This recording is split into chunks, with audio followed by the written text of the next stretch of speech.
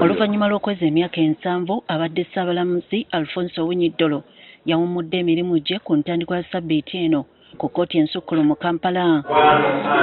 Ng'amateeka bwe galagira, ono obuyinza yabukwasizza abadde omumyuka Flavian Njeyiza atannaba kweza myaka gyogerwako.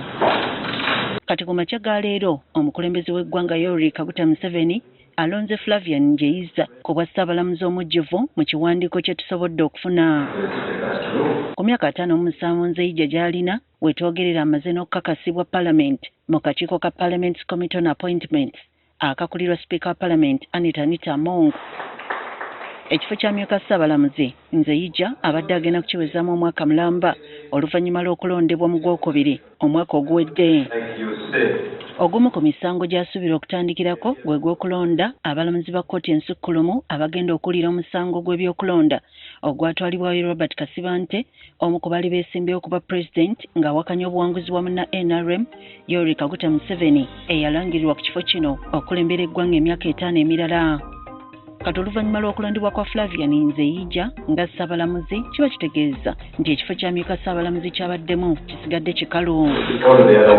Ono abadde amyuka Ssaabalamuzi okuva mu February wa mwaka gwa 2025. Yafuuka munnamateeka wa kkooti enkulu okuva 1998. Yalondebwa ng'omulamuzi wa kkooti enkulu mu mwaka gwa 2016. Nzeija yalondebwa okukulira abalamuzi ba kkooti enkulu mu 2019. Ono yasomesaako amateeka ku ttendekero lya Uganda Christian University mu mwaka gwa 2016. Alina PhD mu mateeka okuva e Tanzania mu Dar es Salaam wakati wa 2008 ne 2013. Yafuna diguli ey'okubiri e Makerere wakati wa 1999 ne 2022. Alina diguli endala mu by'obusuubuzi okuva mu Uganda Matters University gye yafuna wakati wa mwaka gwa 2015 ne 2018. Mu 1996 yafuna diguli esooka mu mateeka ku ssettendekero wa Makerere. Mu 1997 yafuna diploma okuva ku Law Development Center.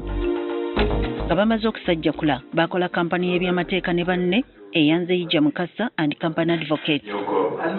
Kati akulira oludda oluvuganya mu Parliament Joel Ssenyonyi ategeezezza nti wadde ono alina ebisaanyizo ebyetaagisa okubeera mu kifo kino tebamulinaamu ssuubi ly'amaanyi. Ekyamazima wansi wa gavumenti mu gavumenti eno talina kyamaanyi ennyo kyagenda kulongoosa kubanga amateeka tegaweebwa kitiibwa. Kkooti yeyo yennyini kati gyagenda okukulembera yawa ekiragiro n'egamba nti abantu ba bulijjo mulekerawo okubawozesa mu kkooti ez'amagye. Ekiragiro ekyo tekinnaweebwa kitiibwa. Kati Dr. Nzeija ne bw'anajja bambi n'agezaako naawe ekiragiro kino n'awakiri tekijja kuweebwa kitiibwa.